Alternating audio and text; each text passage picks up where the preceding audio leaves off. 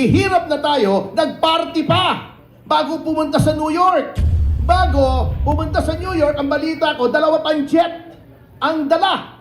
Bukod dun sa official jet, dala pa yung jet na ginamit para dalhin si Tatay Digong sa Netherlands, parang backup.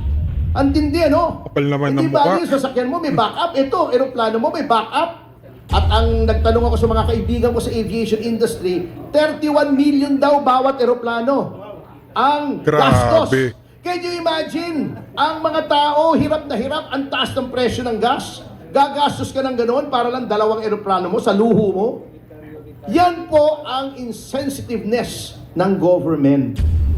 Mga kaibigan, na panood natin itong si Atty. Topacio regarding nga po dito sa paglarga at ang paggagala ni Bangag para, alam mo yan mga kaibigan, ang tawag natin dyan parang pagtatakbo, tinatakbuhan ang responsibilidad dito sa Pinas.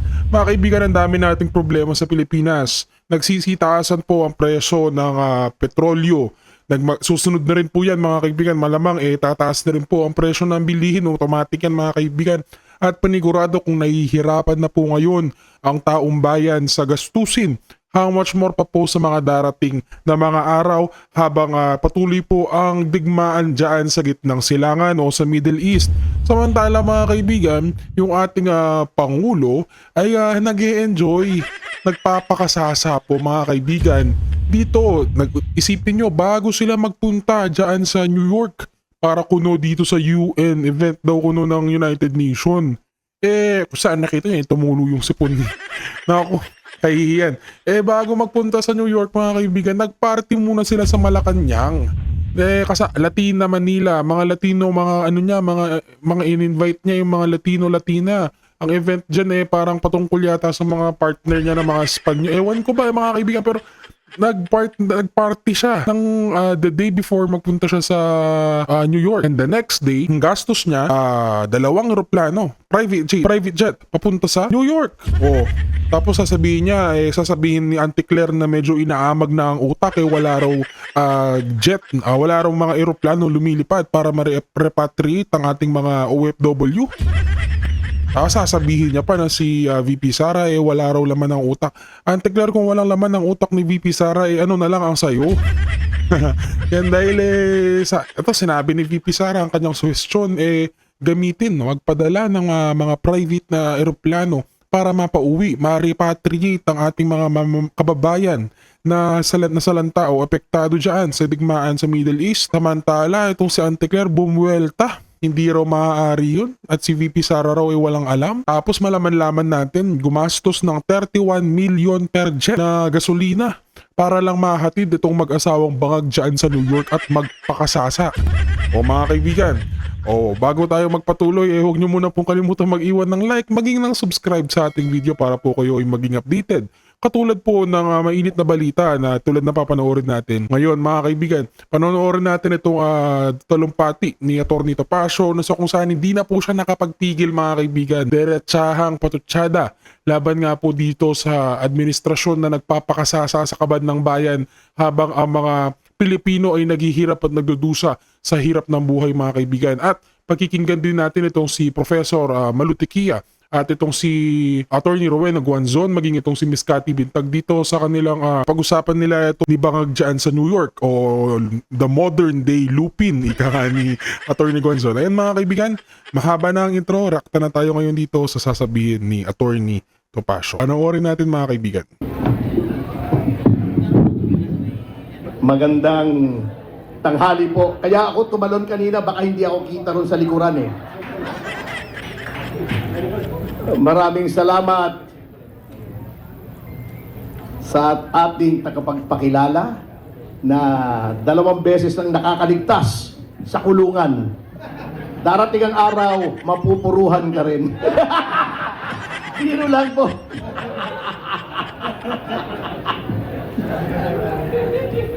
By the way, Kaselis, kinuha mo yung kodigo ko. Hindi ako makapag-umpisa. Nais ko rin magpasalamat sa aking kaibigan at political mentor na si dating congressman, dating kalihim, Jing Paras. Yan po. Siya ang may pasimuno nito dahil sa kanyang pagmamahal sa ating bayan. Hindi na niya matiis ang ginagawa sa ating mga Pilipino. At siya rin po ang aking senador sa 2028. Alam niyo po, kesa naman kung sino-sinong mga kolokoy ang naroroon, eto na, abogado, dating congressman, dating secretary, undersecretary, malawak ang karanasan at may pagmamahal sa bayan. At romantiko. Yun pa. Romantiko. Tanong natin, wag na natin banggitin. Baka...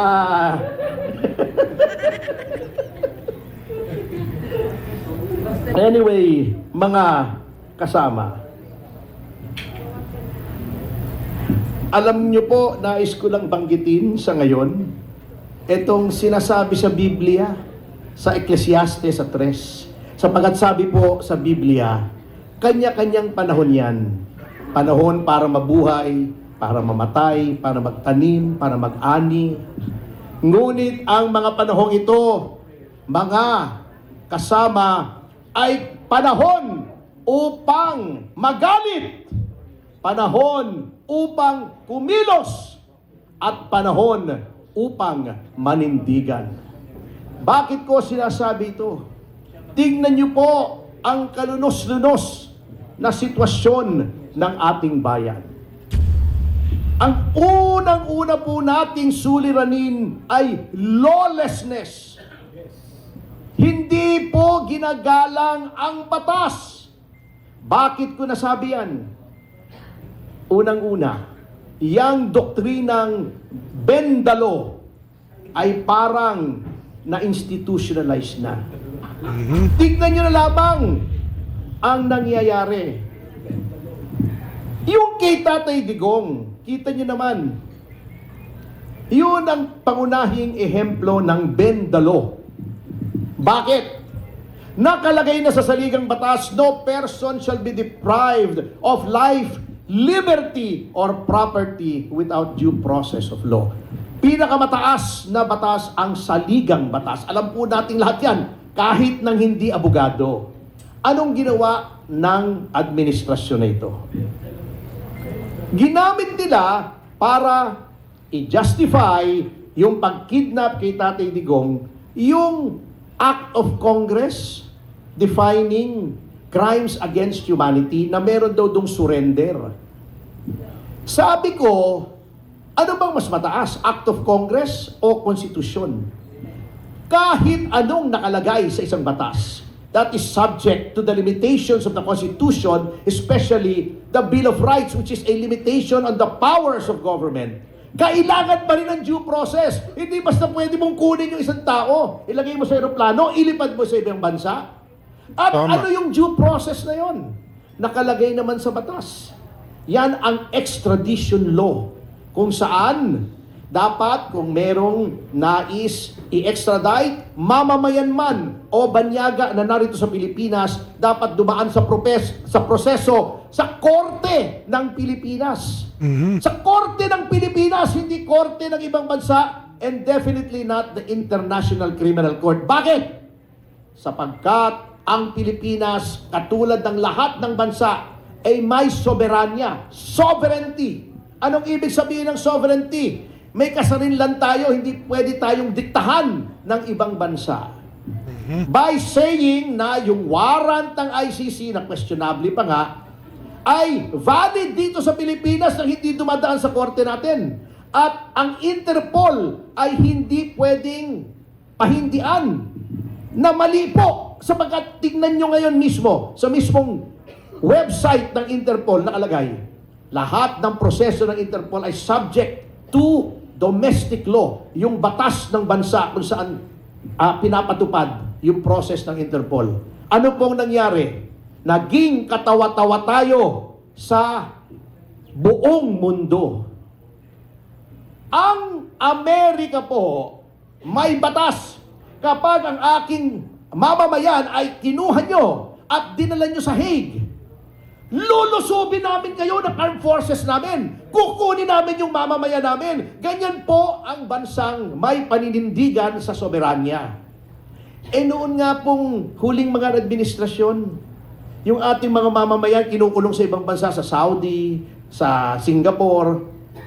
May kasalanan na yon, convicted na yon doon sa ibang bansa. Binabalik pa natin dito. Eto dating Pangulo, ibinibigay mo sa banyaga. O anong nangyari ngayon? Dahil sa pangyayaring yan, lahat ng institusyon ay hindi na ginagalang ang batas. Yung si Boying Remulla, sinasabi na kapag mayroong kaso ay hindi pwedeng i-appoint bilang ombudsman. Anong ginawa nila? Yung mismong memorandum ng ombudsman na nagsasabing kapag nag-file ka ng kaso sa ombudsman, automatically docketed, iniba nila para lang ipilit, isaksak, isalaksak sa bagang ng ombudsman ang appointment ni Boying Remulla. Grabe. May umimik ba na miyembro ng JBC, including the IBP? Wala po. Ang mga taong dapat nagtatanggol sa judikatura, sa mga appointments, sa judiciary at sa ombudsman, walang imik. Ganyan po binibend the law. So, yan pong ginawa nila kay Tatay Digong. Pakakala nyo walang epekto yan sa ordinaryong mga pulis natin. Yung mga kaibigan kong pulis ngayon, sinasabi, ay ayaw na namin po manghuli ng adik. Baka matulad kami kay Tatay Digong. Yan ang psychological effect ng ginagawa nila. Yan ang problema. That's number one. Number two, masamang sitwasyon ng ating bansa ay ang pagsikil ng freedom of expression. Ayan na, number one example, si Mr. Celis. Kapag hindi nila gusto ang iyong sinasabi, ididimanda ka. Ayan. Yung mga nagsusumbong ng katiwalian, sila ang dinidemanda sa halip na imbestigahan ang mga isinusuplong. Sino pa ngayon ang magsusumbong? Di ba? Ayan, si Laila de Lima, yung pinakamagandang babae sa balat ng lupa. Totoo naman bakit ang daming nalolokong lalaki sa kanya kung di siya maganda? Kayo naman, Gandang nakakakilaabot, mga kaibigan. Tawa ng tawa si Caceres kung hindi ko pa alam. Crush mo yun.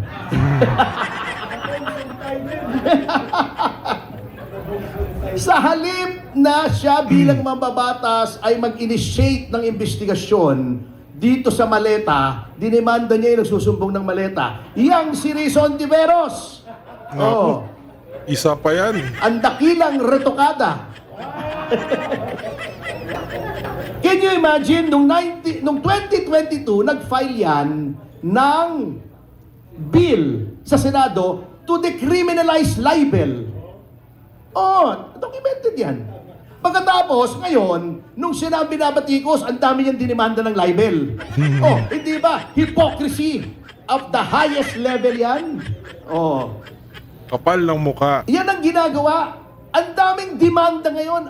Ngayon lang ako nakakakita ng napakaraming demanda na mga mamamahayag, even ordinary citizens. Si Mike Defensor, yung dahil sa 18, pinatatawag sa makalawa sa NBI. Hindi ba pananakot yan? Yang Gabriela, can you imagine ang kapal ng mukha nitong mga taong ito? Women's Month ba? Ginagalang natin ang mga babae, pero ginagamit nila yung Women's Month Yan ay kapastusan din kung gagamitin mo as a prop. Sumulat sa stasyon namin. Dapat daw patigilin kami sa pagbabati ko sa Gabriela. Ano nangyari sa freedom of expression? Which is one of the most fundamental rights in a republican and democratic system. Yan po ang nagiging problema natin. Okay, pangatlo. Siyempre, hindi na natin kailangan pagkahabaan ito. Corruption. Not only corruption, sapagkat yung corruption, lagi namang meron yan Even in the best of countries, meron.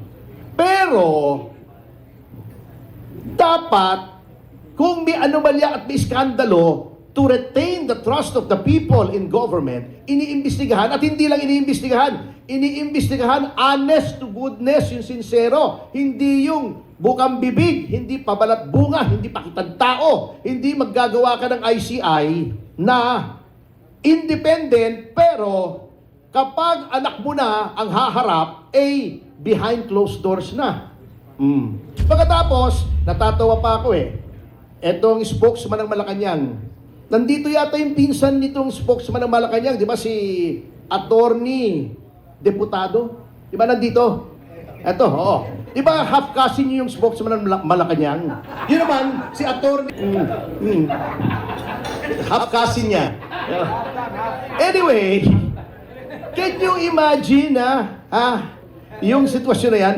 Pagsabi ba naman, Independent Commission on Infrastructure, pero sabi, nag-submit ng report sa Malacanang at nire-review daw ng Malacanang.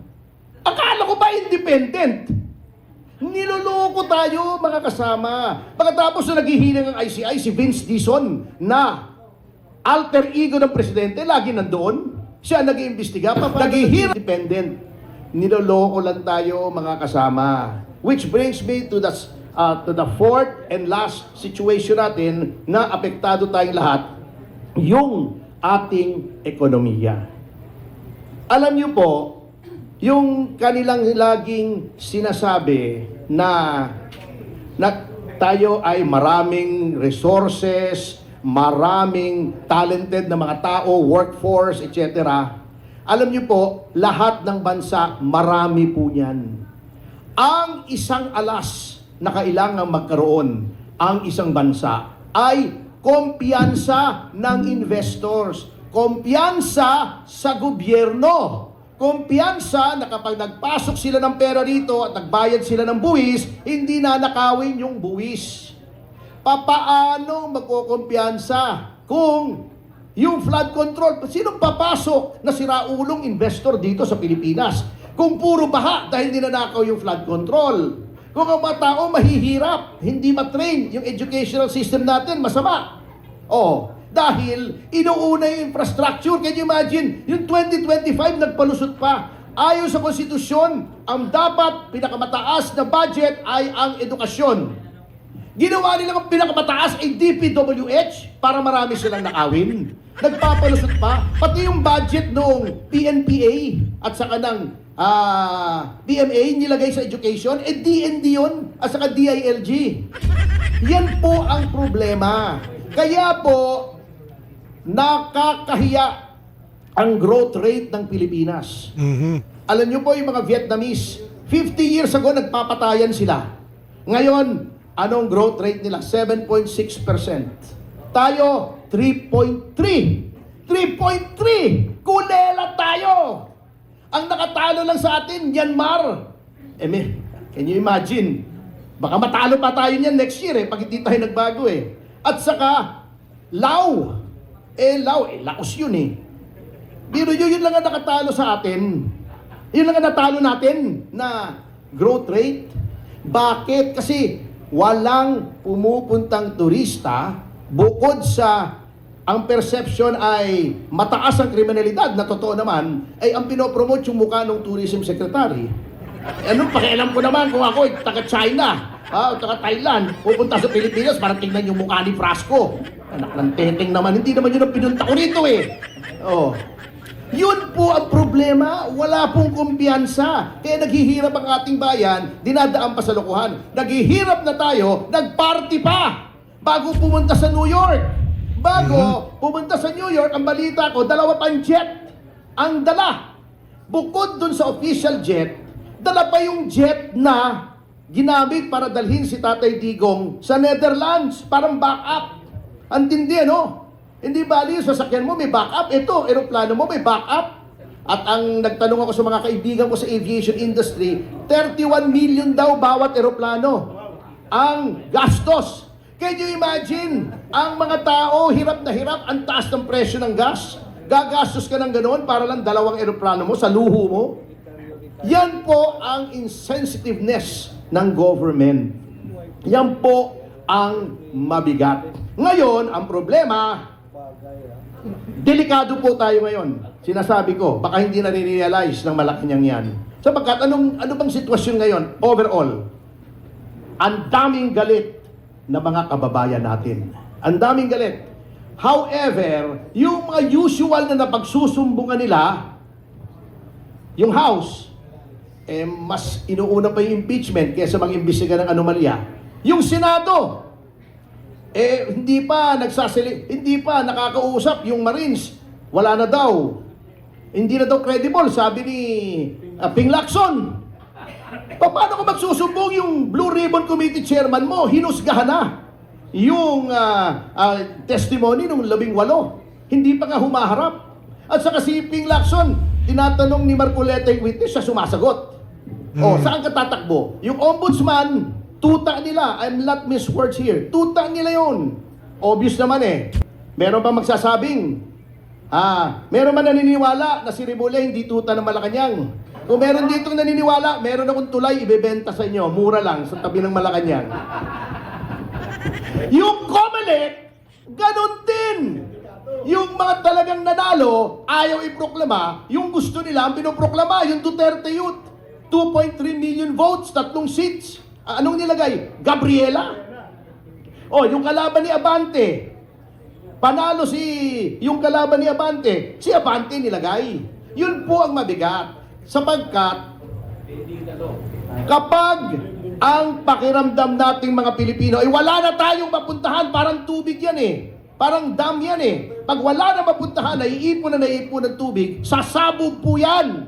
Mga kasama, ayaw naman natin yan sapagkat ayaw natin ng dahas. Gusto natin sa 2028 ay mapalitan ang pamahalaan. Kaya mga kasama, wag po tayong papayag na dayain po tayo sa 2028. Dapat sa sobrang lakas natin, kahit anong pandaraya, ay hindi kayang talunin. Yan po ang pakay nitong kampilan. Dapat overwhelming, parang flood control, parang baha.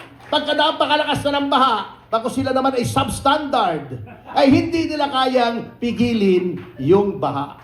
Kaya sa pagtatapos mga kasama, alam niyo na po, yung problema ng ating bayan ay maari ko ba kayong anyayahan ng isang Ayan mga kaibigan, panoorin naman natin itong naging panayam ni Atty. Guanzon dito kay Prof. Malutikia at ang kanyang masasabi dito sa paglamyerda ni Bangag dyan sa New York na nagkakahalagang 62 million gas pa lamang yun mga kaibigan. 2 private jet kaya nilang gamitin pero hindi nila kaya magpa-repatriate na mga kababayan natin dyan sa ibang bansa na apektado ng giyera sa Middle East.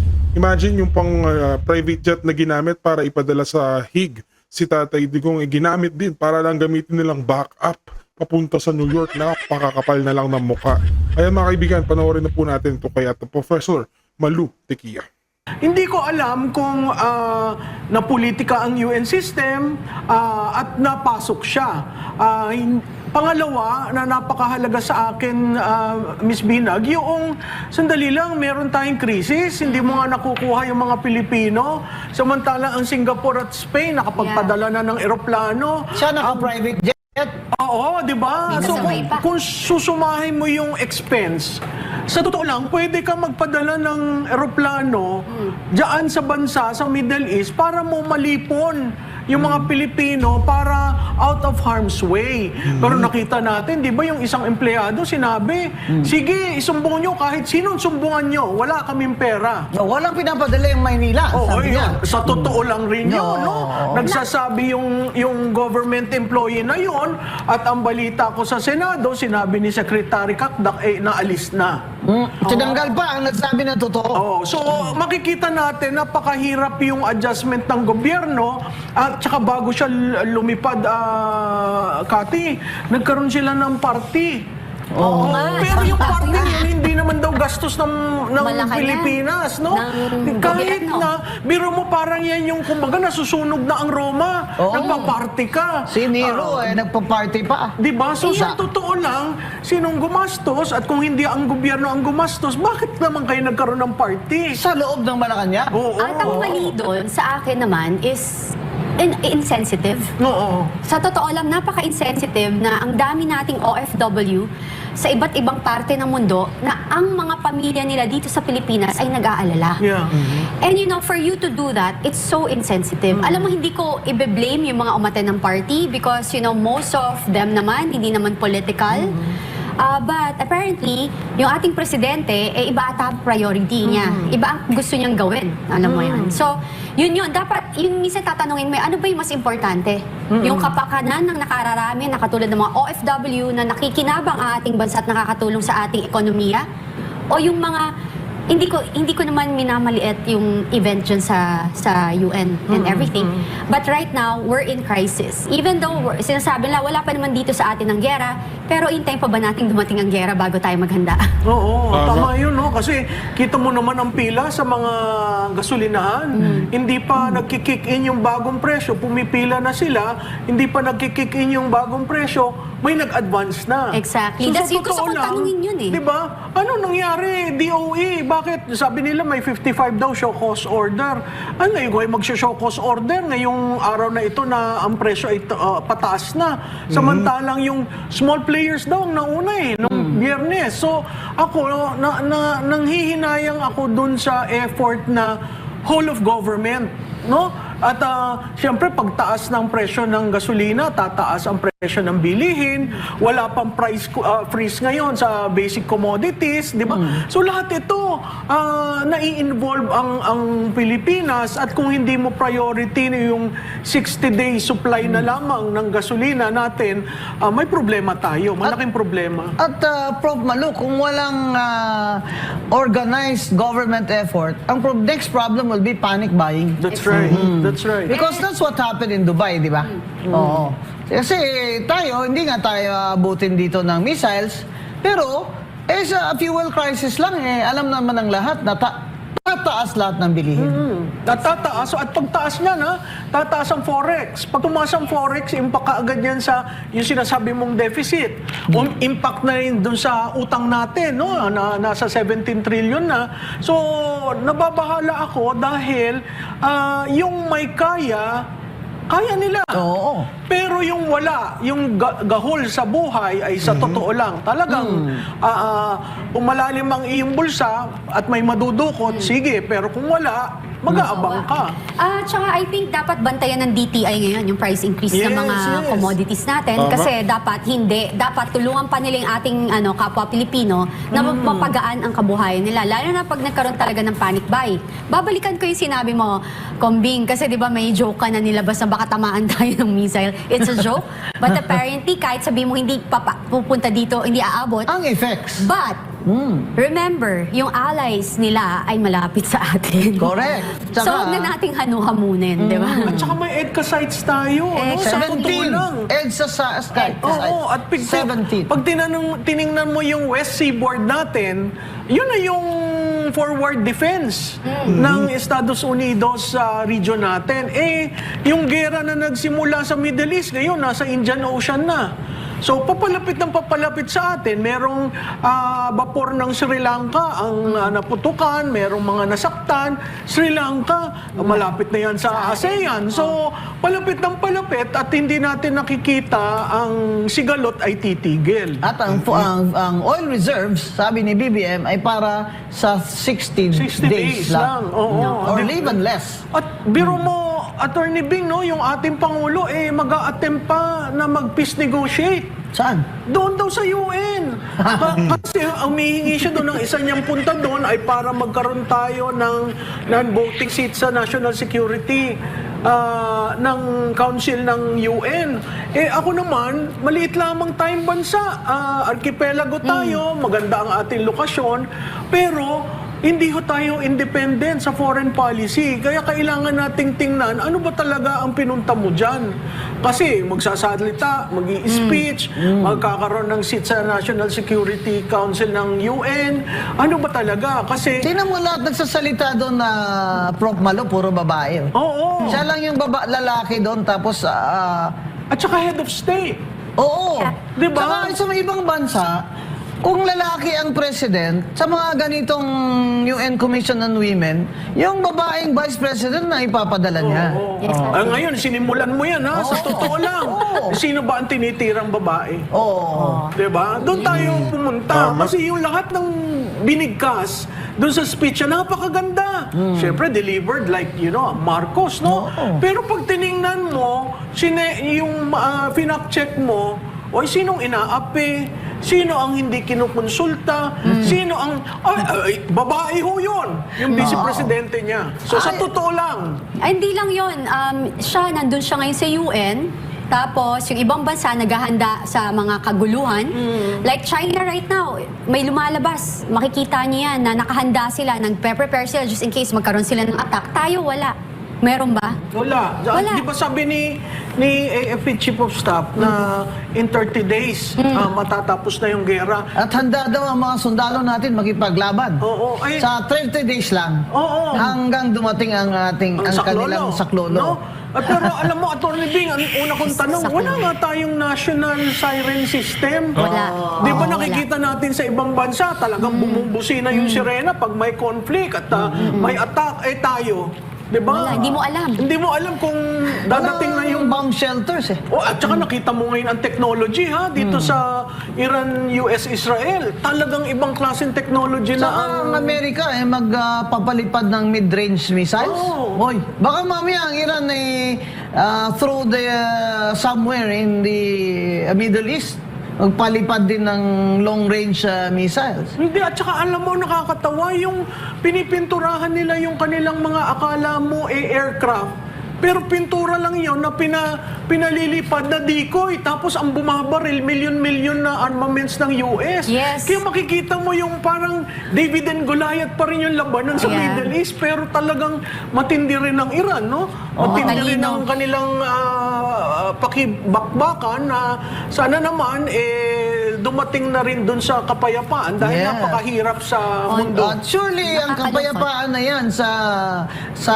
digmaang ito ay hindi manggagaling sa mga pahiwatig o request ni BBM. Kasi sino ba naman ang makikinig sa presidente ng Pilipinas na alam naman nila ng lahat ay nag-host ng 17 EDCA sites. Hindi lang yun. Yung bias nandyan na eh. Kaya, siyempre yung kabila sabi, sino ba yan? Sino ba yan? Di ba? So, ang ano natin is, this conflict looks like if this lasts longer than 30 days, we are in trouble. Yeah.